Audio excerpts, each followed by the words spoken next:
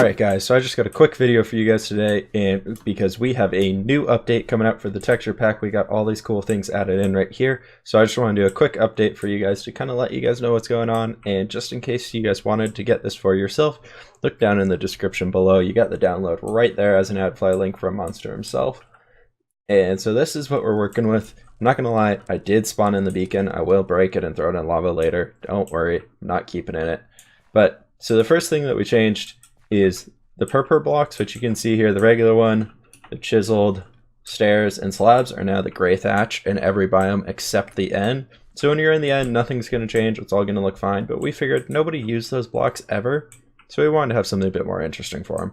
And this way we have a lot of roofing material, and it gives us more purpose to go back to the end. And besides farming out elytras and shulkers and actually giving a use to the chorus fruit and whatever you want to call it.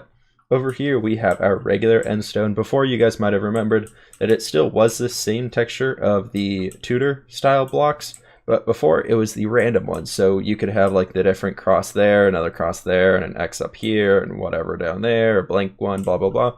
And it was just real awkward to try and build with that nobody actually used it. It just wasn't worth doing because it never lined up the way you wanted it to unless you got really lucky.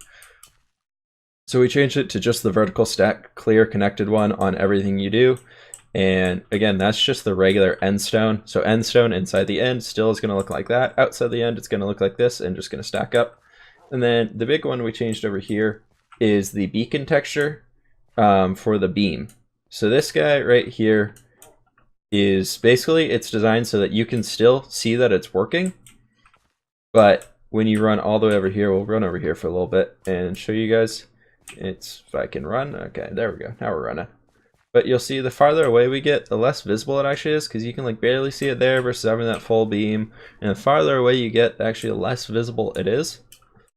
So we're over here, you can still barely see it, and then it kind of just like fades out of existence, and you can still see the monastery fully clear. And now it's just like a single pixel going straight up and down that you guys can probably barely see. But so it's just kind of there, so we know our beacon is still working, and we can't get rid of the full beam like we could, but then we would never know if they're working or not without like looking at your buffs. So this way it's just kind of easier.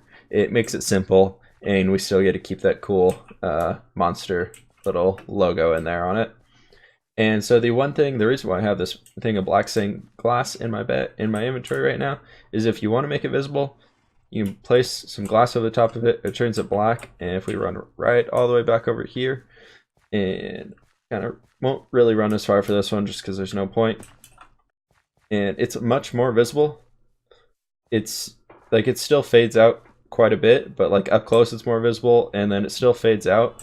But like the way you can, as you guys know probably, you can change the block, the coloring on top of the light blocks or on top of the beacon. You can put different stained glass, and it will make it look different, like different colors of the beams. And so this way we still have that. You can kind of blend the beam in with the background a bit more, so it makes more sense.